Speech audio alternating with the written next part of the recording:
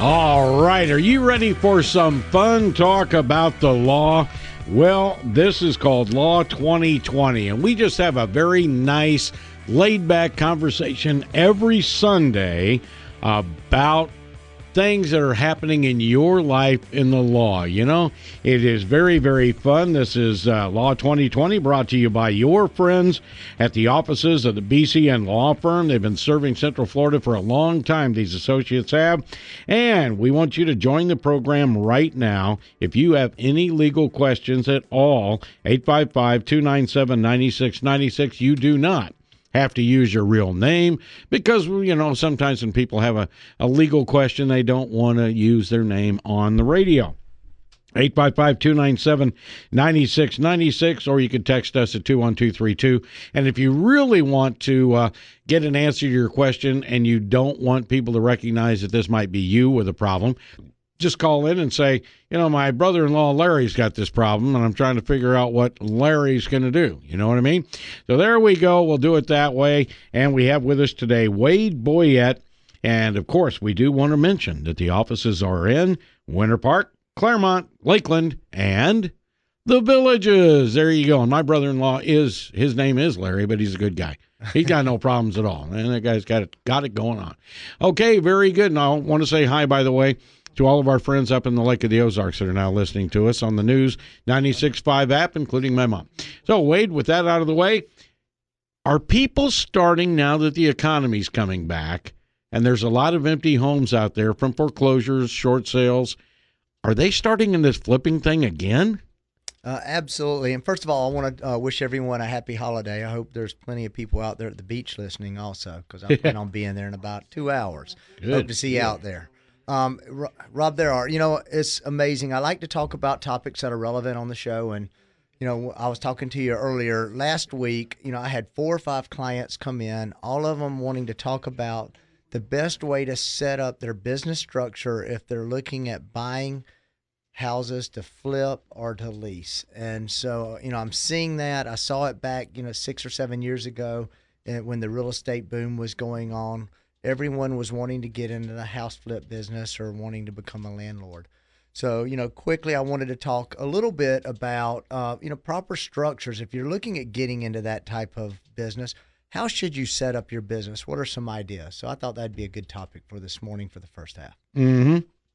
It is amazing that we were in this way back about 10 or 12 years ago before the bubble burst, but there were people who were kind of successful at this, and then there were some other people that lost their fortunes doing this because they didn't know what they were doing. Am I right? Absolutely. And that worries me, because usually I sort of take the contrarian approach. If everyone's getting into something, I usually try to run from it. Because when unfortunately, when everyone's getting in it, prices run up. The deals that are out there to make the money on aren't as prevalent as, they were a year or two ago. But if you're going to get in it, and I'm not discouraging you, there's always great deals out there and ways to make money in real estate. If you're going to do it, make sure you set up the proper business structure for several reasons. One, you want to take advantage of any tax breaks that are out there for owning real estate. You want to do it in the most advantageous manner. Second, you want to protect yourself from any liability that's out there. Mm-hmm. So you need to look at, different ways of doing that, tax planning, asset protection, and, for transferability. What are some ways that you can transfer that property in a least expensive way? There you go. So you really need to sit down with an attorney and figure out, you're flipping that house. If something went wrong, how could that affect you and your own income and your own home that you live in and your family? And we're taking your calls right now at 855-297-9696, 855-297-9696. You can always text us at 21232, 21232. And this, we had a text for Andre, but this kind of fits in. My sister wants to sell a house, but she has only a satisfaction letter from the bank, not a deed. What can she do? Well, you don't need the deed. The deed is recorded in the public records. So you do not need the original deed to sell your house. Go in the county that you live in. It's usually public record. You can type in the website, print off a copy of the deed. The most important thing you have a satisfaction from the bank because you want to make sure that you're passing clear title to that home. The satisfaction is important. Okay, there you go. So that 0845, if you're still listening, held over from the Andre Bustamante show. We want to thank you. And there's the answer to your question. So let's go to Sandy. Sandy, it's not exactly about the topic of the day, but anything that's of interest to our audience, we want to help them out with. Again, it's Law 2020, brought to you by your friends at the BCN Law Firm. You can get a hold of them during the week at 855-LAW-2020 or 352-394-2103. And Sandy, how can Wade Boyette help you? Are you there, Sandy? Yes, I'm here. Go ahead. You're on the air. Hi. My husband fell at one of the local gyms going into a pool.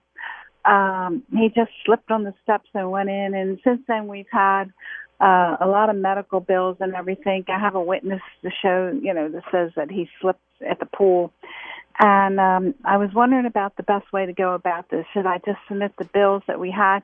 They were covered with Medicare, but I was just wondering, some of them weren't.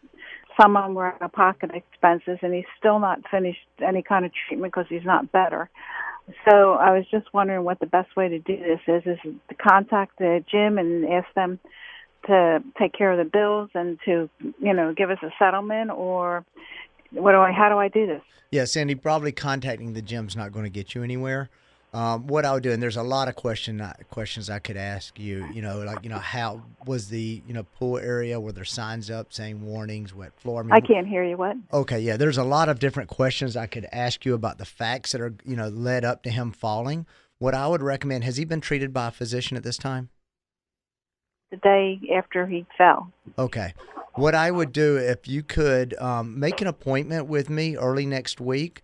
What we need to do is I just need to ask you some questions off the air just to see what kind of liability the gym may have, what contributed to him falling, and then see if we can't get you in the right direction. But yeah, contacting the gym, they're not going to admit fault. They're not just going to open their checkbook. Okay. And how do I contact you? Give me a call at 855-LAW-2020. Or you can use my website, wboyette@bcnlawfirm.com. All right, Sandy, thank you for the call. If you all want to join the conversation, it's very easy, 855-297-9696, 855-297-9696. And we certainly appreciate Sandy in not mentioning the name of the gym. Thank you very much for that. Let's go to James. James, how can we help you? Quick question. I'm going through a very peaceful divorce. It's a simplified version divorce, and we have a court date coming up, but I am choosing to leave temporarily the house just to keep peace so that we're not in the same house. However, I'm not going to be able to move all of my furnishings, all my property out of the house until 2 weeks after our court date. So what I want to know is, after we're divorced or the final dissolution is entered, will I be giving up my rights to residency at the house? Yeah, James, that's going to depend on the marital settlement agreement that you reach with your spouse. Are you being represented by counsel at this time?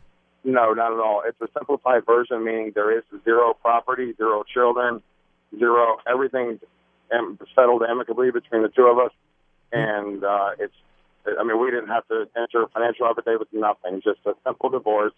It's set for September 24th, and my permanent residency won't be available until October 9th. Right. Well, you've already told me it's not without property because you got a house you're trying to stay into for a couple of weeks after your divorce. So what I would do is draft a marital settlement agreement that stipulates that you have X amount of time after the divorce to remove your belongings. That way, when the judge signs that order, it will be part of the order that says, I have this. And if you think it's going to take 2 weeks, ask for a month because things never happen on time.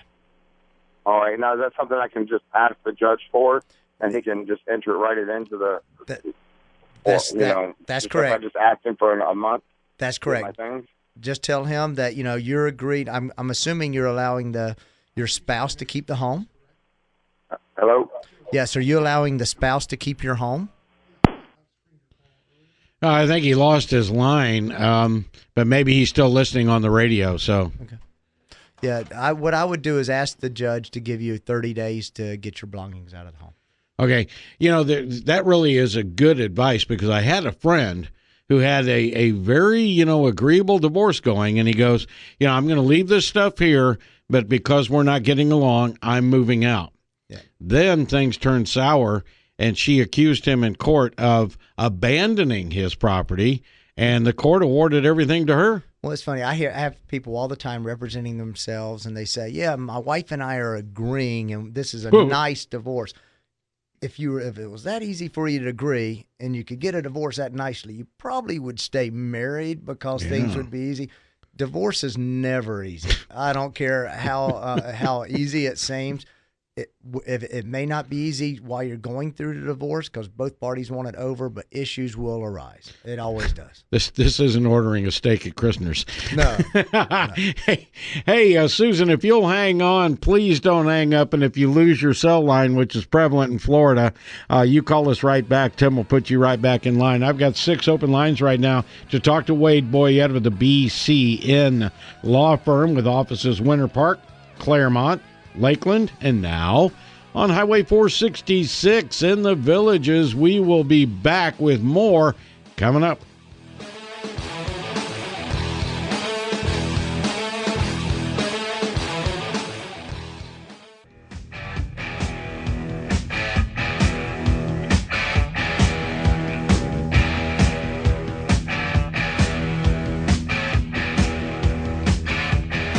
Hey, welcome back. This is Law 2020, brought to you by your friends, and they are so friendly, your friends at the offices of the BCN law firm.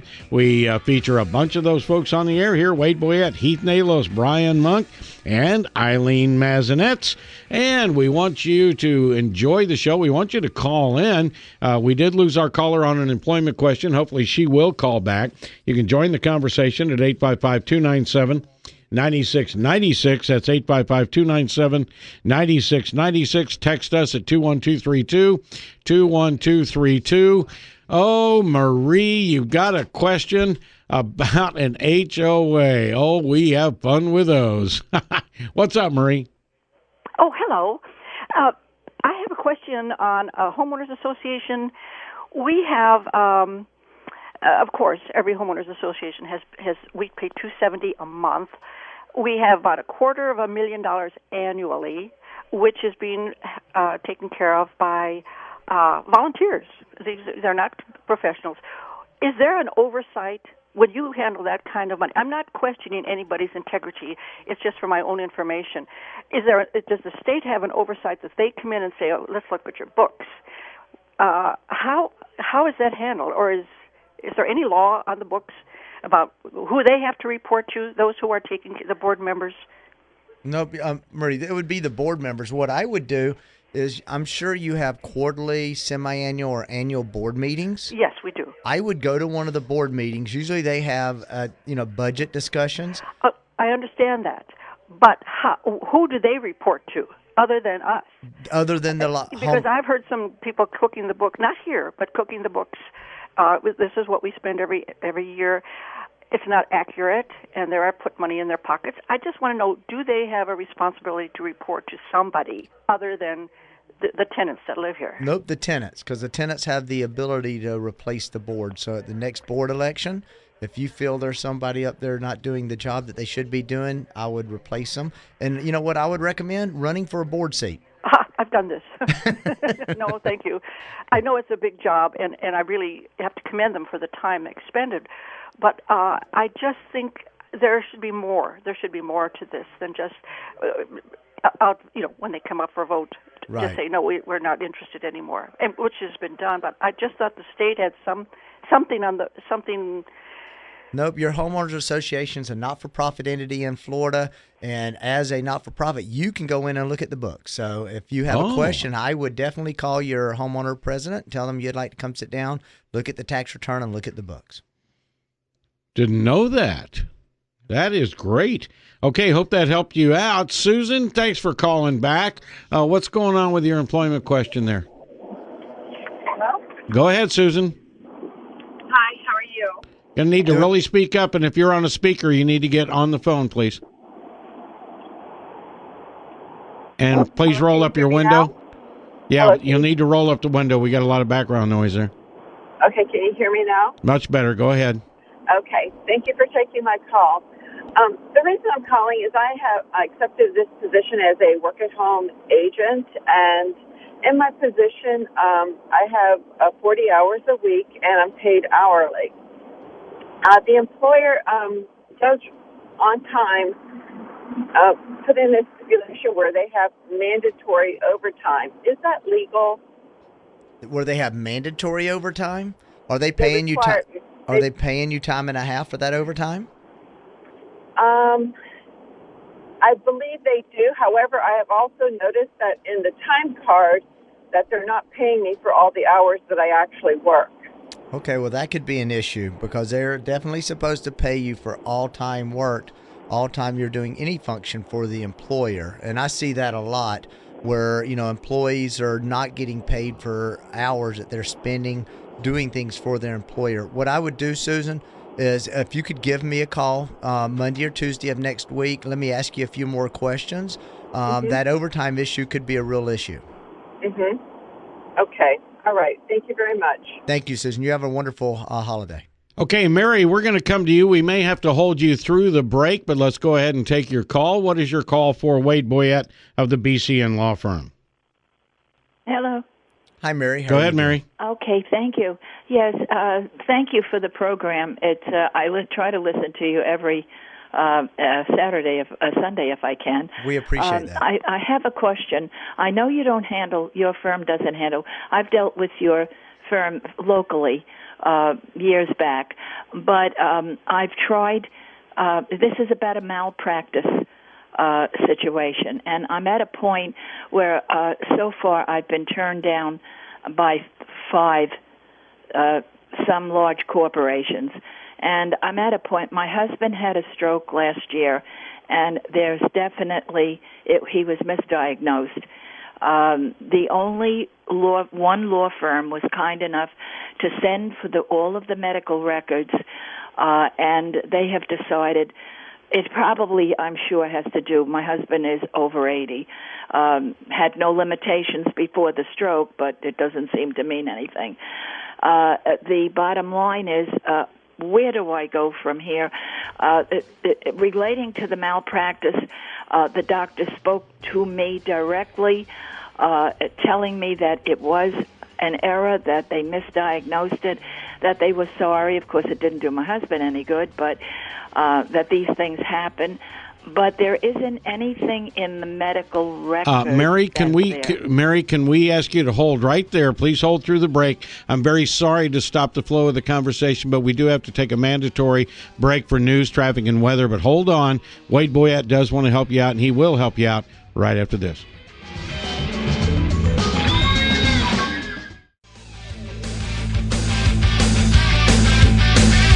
Welcome back. Yes, indeed. This is Law 2020, brought to you by your friends at the BCN Law Firm. That is BCN Law Firm, and you can get a hold of them anytime at 352-394-2103. They're associates in every type of law. That's 352-394-2103 or 855-LAW-2020, as the song always says. We're going to download that little parody song, Tim, and every time I say Law 2020, you can hit somebody singing it besides me, which would be better. Offices in Winter Park, Claremont, Lakeland, and the Villages.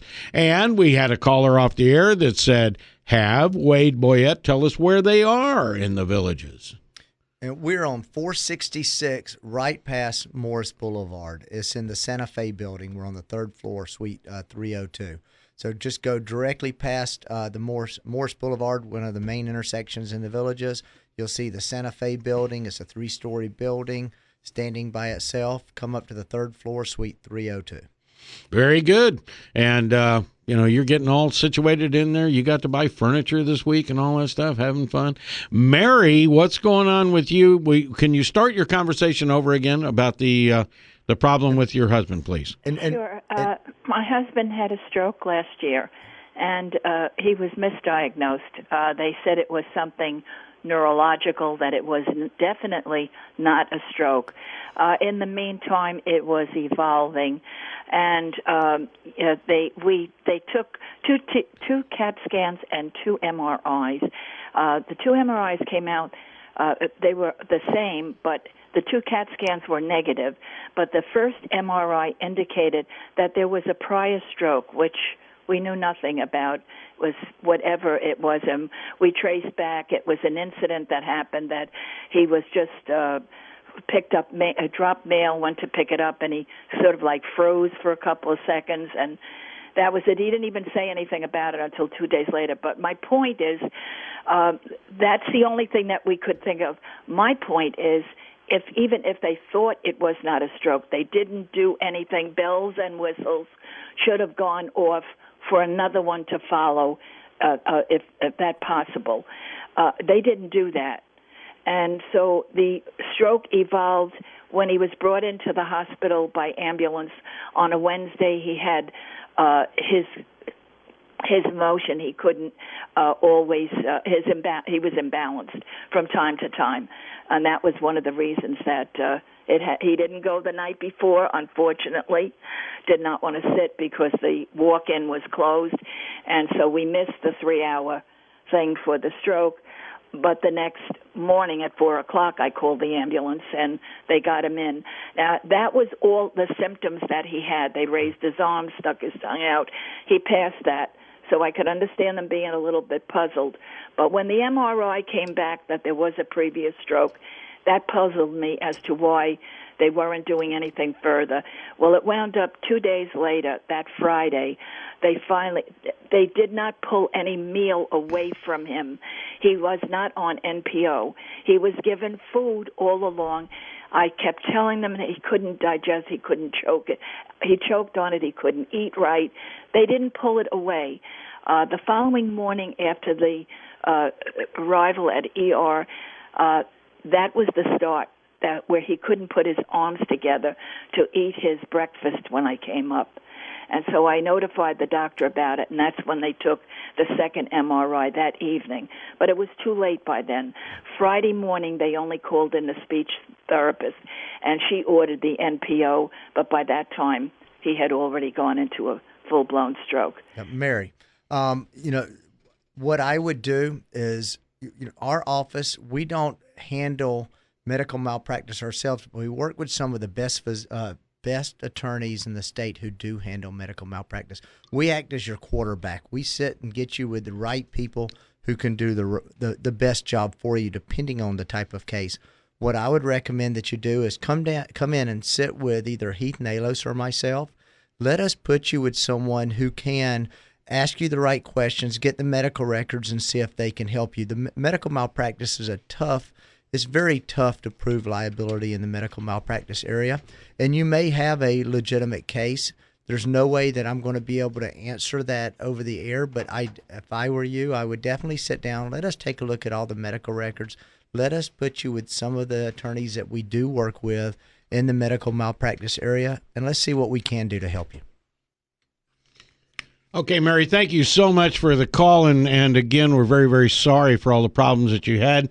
And if you want to call tomorrow for at least a few minutes of free consultation and get you with the right people, the folks at BCN are more than happy to help you. There are offices in Winter Park, Claremont, Lakeland, and the Villages. So wherever you are in Central Florida, you are close to them. 352-394-2103, 352-394-2103, or 855-LAW-2020. And thank you so much for the call. Let's talk about, we were talking about flipping homes a while ago. Joyce, your question is somewhat related. What's going on? Joyce, are you with us? Yes, I'm here. Go right ahead. When you hire a contractor to do a large job for you and quite a bit of money involved, I know you give a third down. They all ask that. And when you tell them, yeah, you got the job, they got to go back and get the contract, and they come back and you sign it and give them the money down. Aren't they supposed to tell you a starting date? Okay, yeah, Joyce. They should. Whenever you negotiate the contract, that contract should have a start date in it, and you should be able to hold them to that start date. Okay. My son was handling it, and they didn't give him a starting date, and I'm concerned about this because the check that he gave him was $14,000. That's a lot of money for any job. You know, and I would want to know roughly. I mean, there's scheduling things involved. I mean, there's inconveniences to your life. I would definitely want to know at least a time frame. You know, a lot of contractors, while they can't tell you we're going to be out at 3:00 on a Tuesday, they can tell you we're going to be out first of next week. We'll call you with an exact date. So I would want to know more. I would question whether that contractor is the right contractor for you if they're not giving you a date. I would take a look at the contract you signed and see what their responsibilities are and see what you can do to either get out of the contract or hold them to it.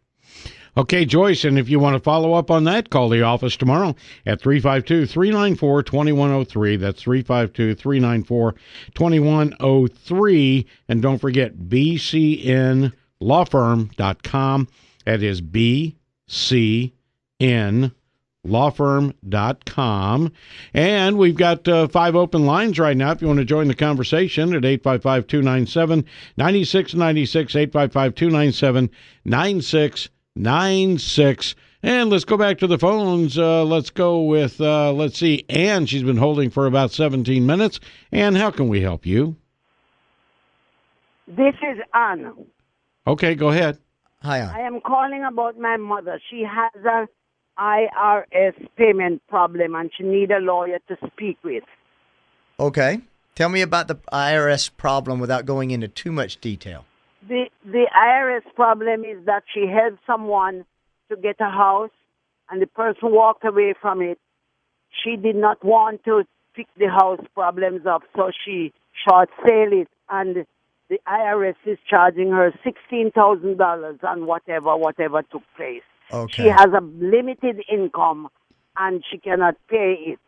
So I would like to send her to you in the villages because she's near to you in the village. Well, that would be great. I know exactly what happened. Your mom probably did a good deed and guaranteed a promissory note helping someone get a house. When that person walked away and they short sold the house, there was a deficiency. The IRS will send your mom a 1099 and require her to include that for debt forgiveness in her income.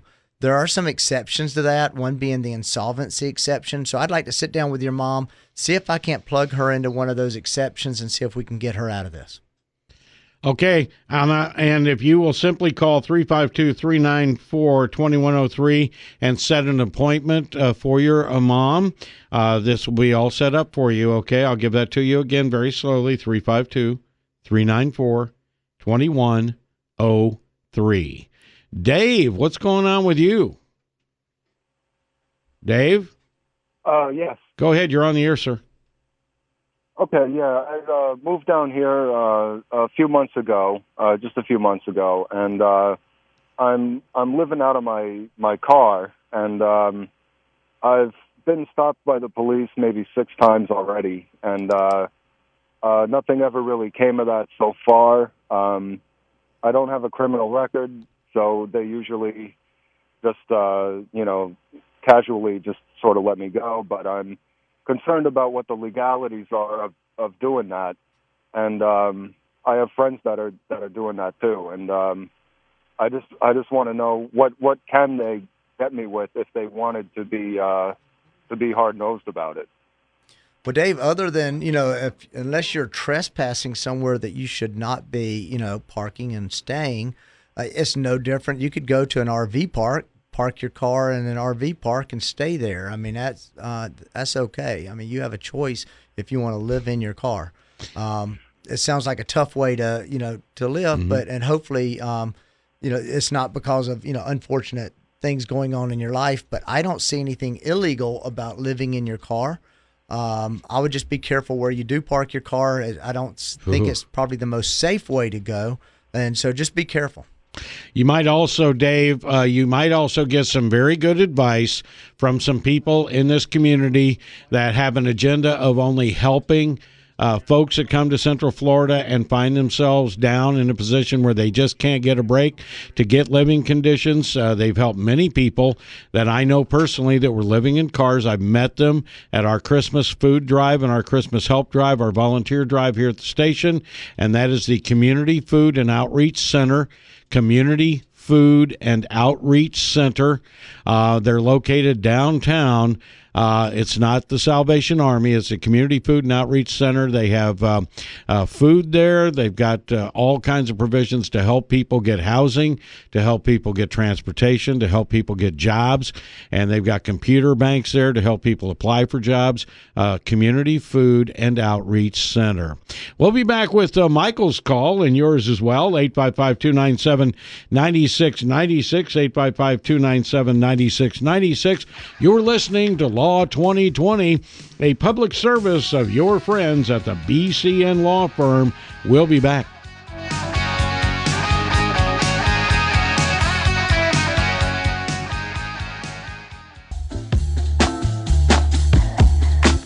Hey, we are back. We want to thank Tim for pressing all the right buttons and doing such a great job on the board, keeping it tight, as we say in radio. This is Law 2020, brought to you by your friends at the BCN Law Firm. BCN offices Winter Park, Claremont, Lakeland, and the Villages, but one number does it all. That's 855-LAW-2020, or you could get a hold of them at 352-394-2103. That's 352-394-2103, bcnlawfirm.com. And let's get going here. Now, they'll be closed tomorrow, but Tuesday you're going to want to get in there. And if you have the unfortunate situation, which we hope you don't, between now and Tuesday morning of getting a DUI, you might want to call them and make sure you're covered. Michael, what's going on with you? And thank you for holding. Hi. Michael, you're on. Hi, Michael. Hey, just want to say thanks for having me also. Thank you. I have a bit of a situation. My car caught on fire a few months ago, and so I filed a claim. And so basically from there, I had never been in a situation like this before. So the people who I was financing with, I guess, gave the amount of how much I owed to the insurance company, and then they wrote the check. They, I guess, wrote the check ahead of time, not basically, they got a verbal confirmation as to what it was, but they're about $800 off. So not knowing, I figured they did it right the first time. So they basically went and, everything was good and everything, and they gave them the title. And so I checked my credit report about a month or two later, and I see that I was about in debt for a good $800. And I was like, well, what's going on? So I called both of them, and they can't seem to really figure out what's going on. One side keeps kind of blaming the other, and kind of don't really know where to go from here. I've already talked with the commissioner for the insurance commissioner of Florida, and that was kind of a nightmare as well. He's basically saying about 6 months until I can get something of an answer.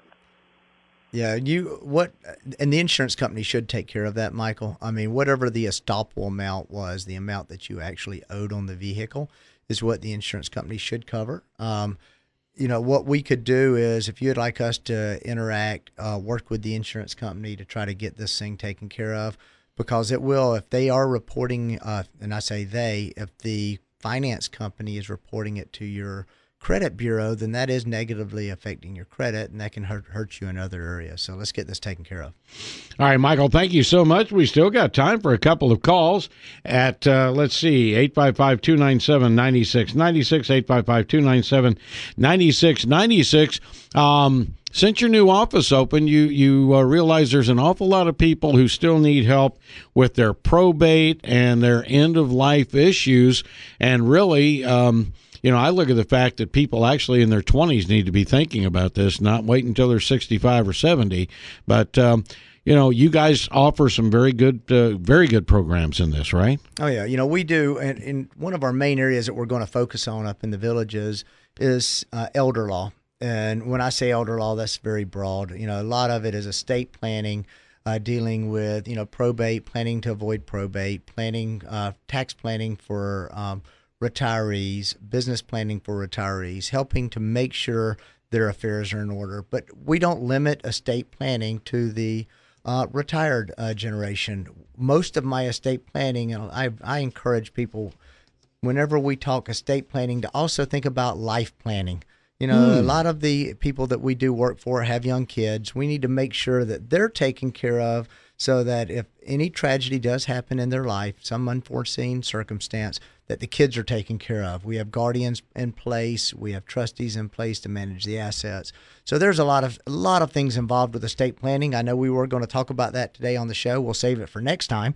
But I do appreciate all the calls. It's nice to have callers call in on the show.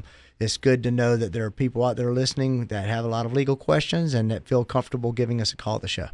Well, we want to thank you so much. And, of course, you all do this as a public service. Here we are, Labor Day weekend, and you're dedicating your time to the people and giving them free legal advice on the radio. So, folks, tell all your friends about it. It's Law 2020. We're on every single week at noon, and there are enough legal associates with the BCN law firm that, one, they can handle your legal problems or needs you're planning, and number two, we'll probably not have to do best of probably ever. If we ever do, it'll be on a topic that is so hot to the times we need to replay that. But between the people that we've got with Wade, Heath, Brian, and Eileen, we can pretty much run the gamut on keeping everybody going. We're running out of time. Maybe that Wade can take this call off the air for the caller that's just calling in. Tim, can he do that?